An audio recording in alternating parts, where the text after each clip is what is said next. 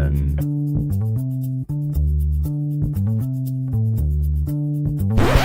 Welcome to Deep Dive Daily. good morning, Andy. The NBA playoffs roll on. I remain ice cold.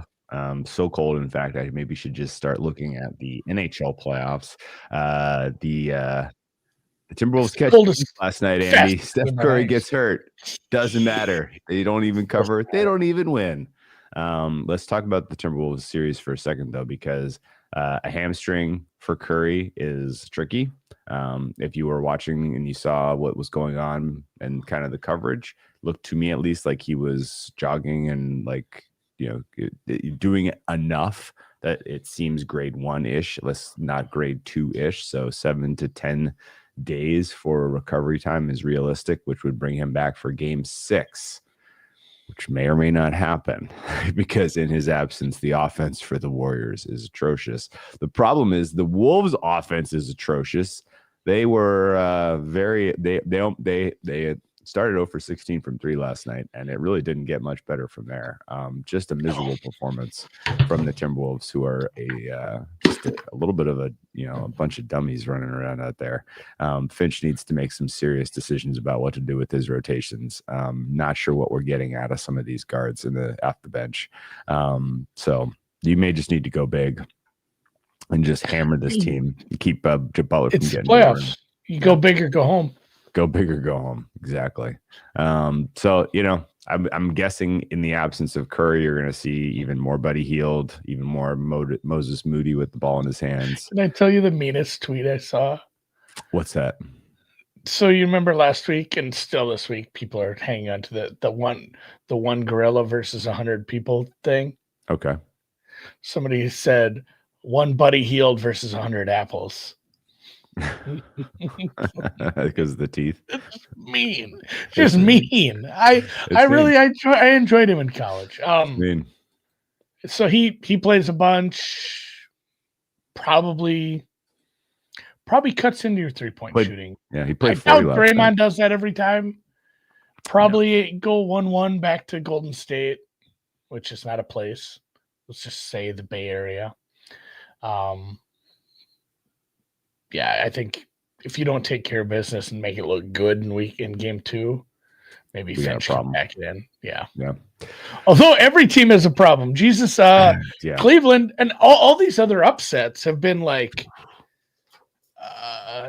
this team's taking care of. Oh no, they're not. They're not taking care of business at all.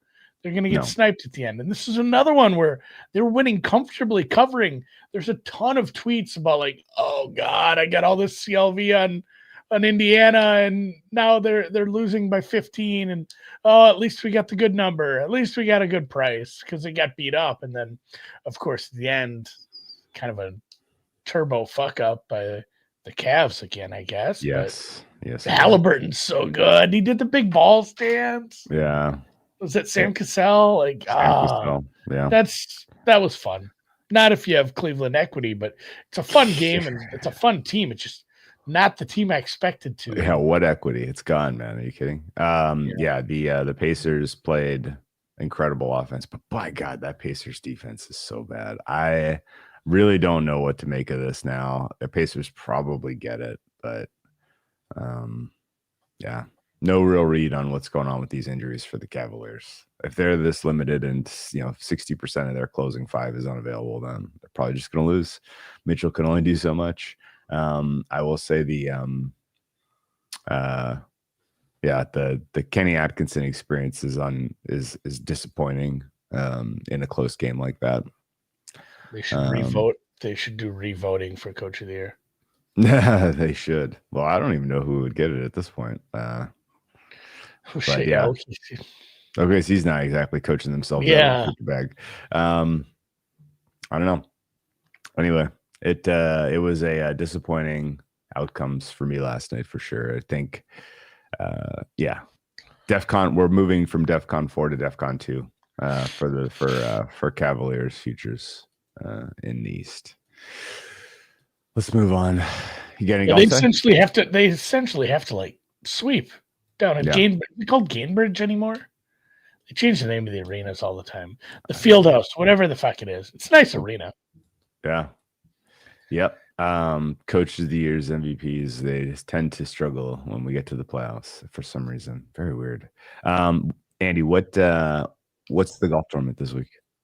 2 golf tournaments this week.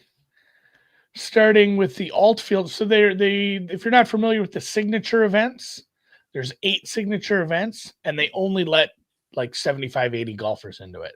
They try to make a Masters-esque field. Yeah, it's funny because Scotty Scheffler won't be there this week. So there's an alt event because that leaves out top 100 golfers. That leaves out a lot of good golfers. So they don't do this every time, but there are a few alt field events, and they started a new event last year in Myrtle Beach. The second year of that. It's a funny little resort course, but there's a bunch of water because it's close to the water.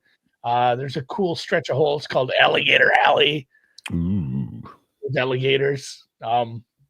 And it's not a tough course, so it's a resort course. So like I think Goddard won it by 6 strokes last year. Somebody can just run away with it. I bet a few guys down there. I bet Joel Damon. I bet who was the other one? Rico Hui. I always bet Rico Hui. And then Chan Kim, 60-1 or better. I like those 3 down there. But the big event, Alligator Alley, the pool, the poor kid slip and slide. I think I had that wasn't the poor kids one. It had the bump. Yeah, you had the bump and you fly into the pool. Yeah. Oh man, that was like there were certain commercials that like you bugged the piss out of your parents till you got it. For me, it was Alligator Alley and the Super Soaker. When the Super Soaker came out at first, there was the 30, the 50, and the 100. Like, don't you dare get me the 30, but I'll settle for a 50. Boy, you threw me for a loop there, Patrick. Way off the comments I should never read while I'm talking. The good event is the Wells Fargo, which is no longer called the Wells Fargo because they don't sponsor it anymore. It's now the Truist Championship. It held every year at Quail Hollow, but it is not at Quail Hollow this year because Quail Hollow is hosting next week's PGA Championship. So they moved it to a course we've never seen an event at before in Philadelphia, the Philadelphia Cricket Club's Wissahickson course. The Wissahickson? It's a good Wissahickson. It's a fun name. It looks like a very fun course.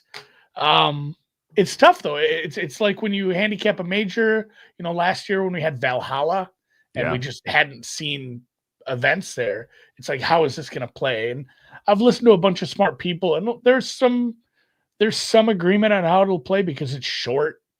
It is a shorter course, and it's going to maybe temper down some of the guys who have a lot of.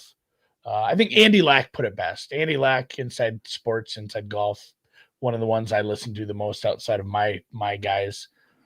He said, the difference for a pro hitting from like 75 yards to 125 or 150 is not the same as you and me. Like those guys, when they're 150 out, it's like you being 50 yards out. Like they're still just going to throw darts.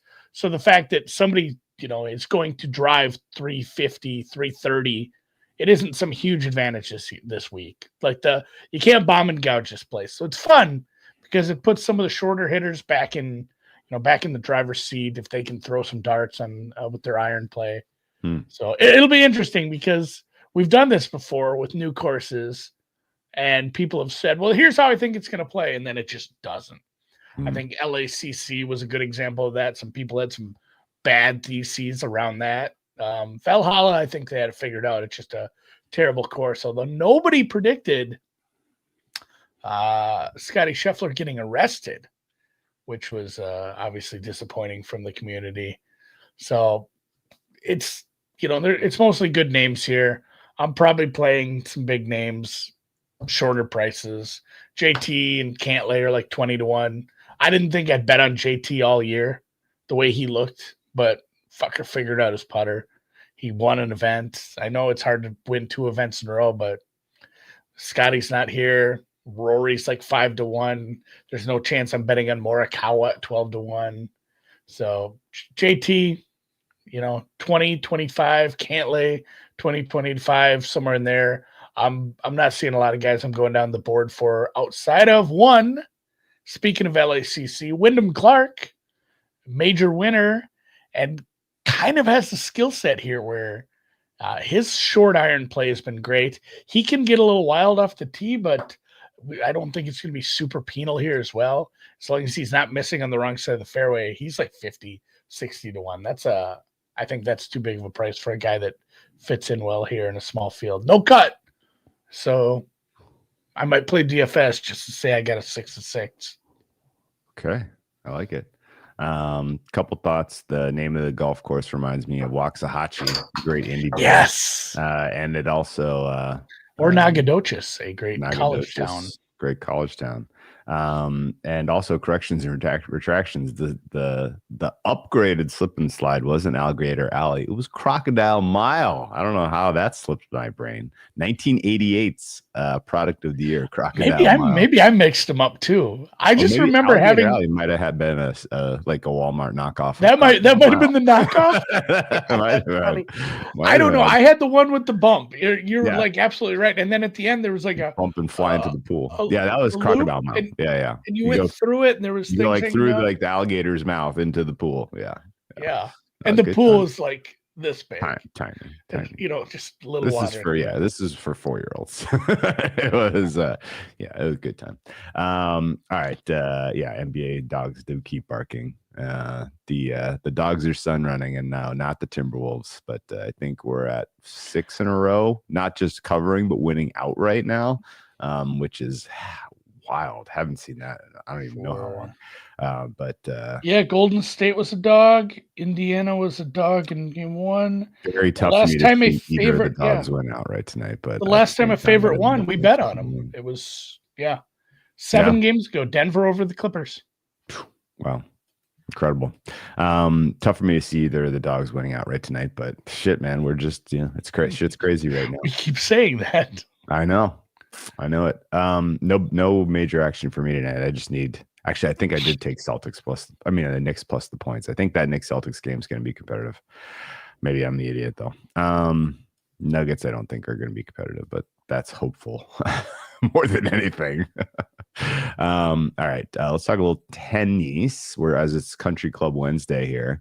The Rome tournament is underway. They call it the Italian Open, but it's Rome. Is it raining right now? No, they should just have a roof. They should. Yeah, they shouldn't have. Not for Rome. Have you seen like the trees and the statues? The venue is so fucking cool. It's right next to where they have you keep it open most back of the in 1960. This is probably like after Monte Carlo. This is like the tournament you want to go to most in Europe. Yeah. Set aside the slams. Like Rolland Garros and Wimbledon are obviously 1 and 2 in some order. Probably Wimbledon 1, Rolland Garros 2, as far as bucket list tennis events to attend. But after that, Rome and Monte Carlo are probably the 2 premier ones, I would say. And looks pretty fucking cool. Umag is probably 3rd. Umag isn't of the same caliber of tournament, but as far as if we're just talking like where do you want to be? Yeah. Where do you want to be? Picturesque locations. Umag is pretty solid. Umag beats Barcelona. It beats Madrid. It does. It Madrid beats Munich. It beats Stuttgart. I'd go to Stuttgart, but just after Umag, we're gonna drop down to probably like Hamburg, some of like the mountain ones. Right? Like some of the Swiss ones. Kitzbühel, Austria. What's the best of the Swiss ones? Isn't there one there's Basel, one in Geneva, right? Geneva. That was one. Geneva, Basel. Yeah, I think Kitzbühel in Austria. Basel's indoor. That one's on my list. Yeah, none of the German ones are good. It's like Geneva, yes. It's basically Wayne's World. Oh, we're in Hamburg. Yes, basically. Hertogenbosch is up there. No, not really. But there's some cool ones. I think you'd have fun if you went to Hertogenbosch. Bastad is a cool outdoor clay one. Although I think Bastad, you're competing with Umag, so you got to make a choice that week, and it's definitely Umag. I'm also, by the way, just referencing ATP tournaments. There's obviously amazing ones in the WTA, like Makarska, Croatian coast is incredible. Boodles. Boodles. Well, Boodles in yeah. England. Just for Yes. That one's. the Boodles Cougars. I'm not going to disagree with you. That place is awesome. I should have had that higher, actually. You're talking about Queens Club? I don't know if it's the same one. Now I'm mixed up. This might be an Alligator Alley thing. Queens Club has been sponsored by a bunch of good stuff over the years. Like I think it was the Fever. It was like the Fever Tree Queens Club Championship one year, and it was the Bulls Queens Club. That definitely belongs in the top 5. I would say that's cool. All right, let's talk a little bit about what's going on though on the tour. Your Madrid winners were somewhat predictably on the women's side. Aryna Sabalenka, she does well in Madrid with the conditions being kind of in her wheelhouse. Coco Gauff didn't just beat Iga, but fully and forcefully destroyed her. Iga's going through some stuff mentally and physically, and I just don't know if she's fair price right now for the French Open, which is maybe the only year I've said that in like the last 5. So it's open, I think, on the women's side for the French Open, and I don't have a runner yet, but I do have a runner for Rome, and it's 18-1's Karolina Muchova, and Muchova is coming off of an illness and an injury break. We haven't seen her play since, I want to say, Miami, maybe even Indian Wells. It's been a while since she's been on the court, but she's got the quality, and this is going to be her first clay event, so it's a little bit of a risk, but she's on the right side of the draw. She's in the weakest quarter, Q3, and I think she comes through and she has a chance to get her form into shape in a weak quarter before taking on some of the better competition who may be just in a little bit of trouble in this one, like Iga. Iga's on the bottom. Iga may lose to Keys, maybe Keys Muchova for your spot in the final to take on Sabalenka. The top of the draw is just absolutely stacked with talent, so no idea who comes through there. I doubt it will be Sabalenka. It's probably going to be one of the other runners. So yeah, Rome women's is going to be fantastic. It's wide open. Let's go Muchova. And then on the men's side, we have the return of the drug cheat, Yannick Sinner.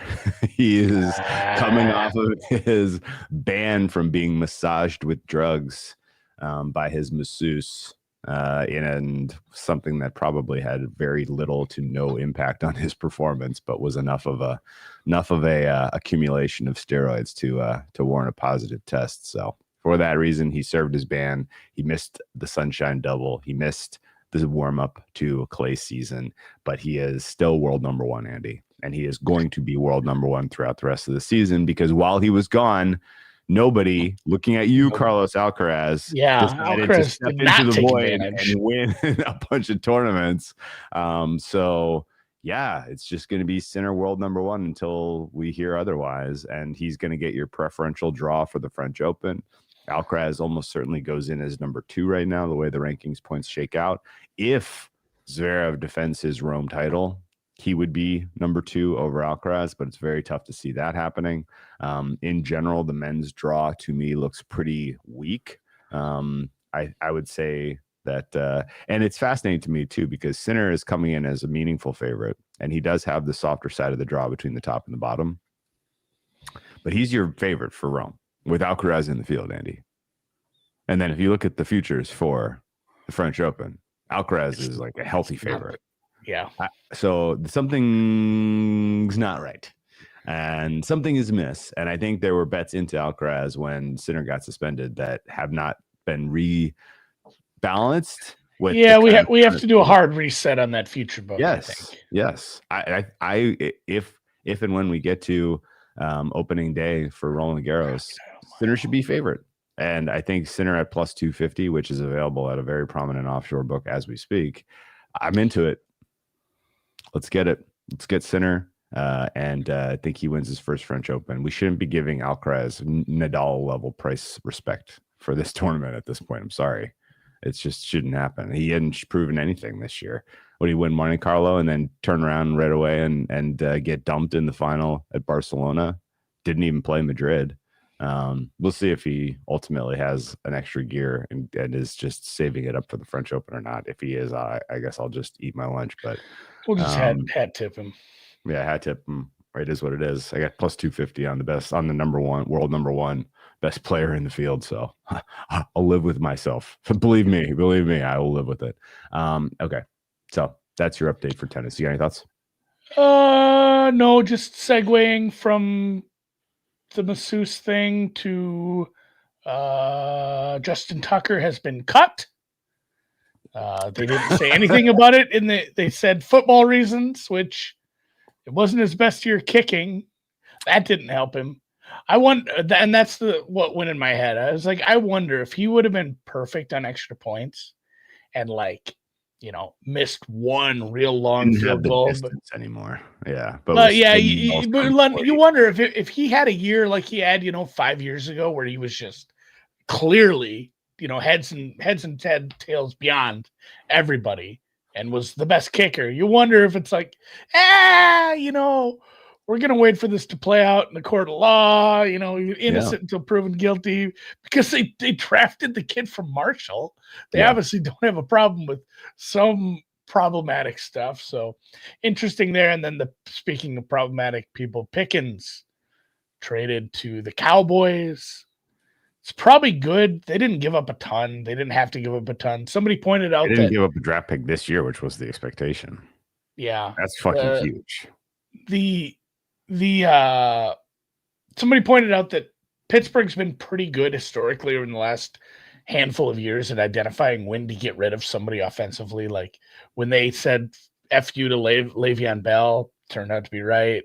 AB turned out to be right. Deontay Johnson turned out to be right. As I don't know who tweeted this, but it's like, yeah, they've been decent at that. That said, like even if he's just okay, kind of a boon for the Cowboys to not have to pay up for a wide receiver, because he's still very good, and they have a wide receiver one. Like, it's just the real yin and yang as far as fitting in with CeeDee Lamb. So good for them.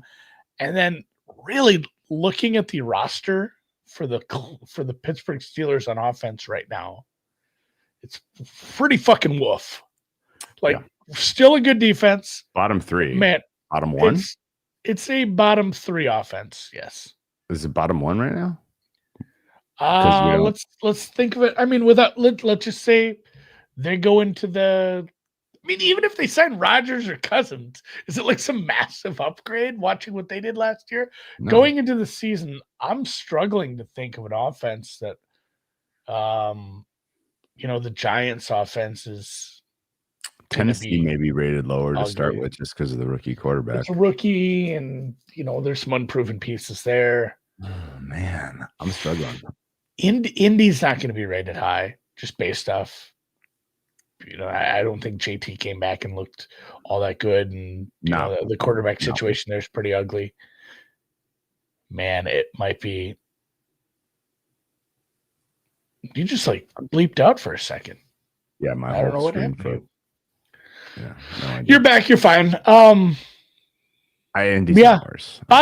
three. That's fair. I think it's gonna end up being bottom one. I mean, at points during the season, there's a good chance that it's bottom one. It might start bottom one. It's going to be funny. Bottom one, without a doubt, bottom five offense, and it could be a top five defense, which is a very weird way to build a team. Maybe not in 1986, but I don't know. Giorgio says under in the Arsenal match in the UCL today. Damn close. Good price. Almost had a winner. Plus 170 on Inter. Inter does advance. Should have bet Inter to not lift the trophy. Inter to advance. That was exciting. It was a really good match. Both of those matches were just on freaking what? That had to be match of the year so far. I think so. It was very, very good. Super. What else are you going to do on a Tuesday afternoon? It's awesome when there's a match like that. That's what's fun about us here in America is those are prime time UCL big thing. We get to watch it at 2 p.m. Fuck, it's a noon for you. Noon start for when me. Those matches are on. It's funny. Yep. We're gonna do TV movies today, but I don't know. Let's push it tomorrow. That's gonna be a Thursday show. We'll talk about some of the things we've been watching. Yeah. We covered a lot of ground today. Yes. Yeah. we'll cover some TV and movies tomorrow, along with whatever else is going on in the world of the NBA, maybe some NHL even. And then it's the month of May. At some point, we got to talk about the awards in the MLB and whether it's time to pounce on some prices, as we've seen some favorites firm, rightly or wrongly. Do you have like a Pope Watch? It is conclave season. It is conclave season. Do you have did you write down all the ones that me and you bet that day? Yeah, I got them all. I was gonna say, but put that on we'll put that on the screen, and we'll go look at that in a Notepad ++ text file. We will go look at the prices now and see which ones we swung and miss hard. Swing and a miss. Baseball reference. Pope Watch 2025. We can miss all of the ones we bet. We both had Corbin Carroll 40-1, which is pretty it's all you need. Good. All you need is I know it's a long way to go. And in fact, actually, we probably need to have a conversation about should we play some defense on that. But yeah. We got a long way to go, man. Anyway, let's catch up with some. We'll do some conclave season talk tomorrow. We'll do some TV and movie chat, and then it's Fuckery Friday, and week's almost over. So 3/5 through the week. High five. All right, man. I've never got the right direction on the first try, so pretty proud. I'm finally recovering from my hangover. From a weekend of hard partying, so starting to feel better, getting ramped back up for another get weekend. The poisons out. There you go. We're ramping back up. All right, guys, best luck today.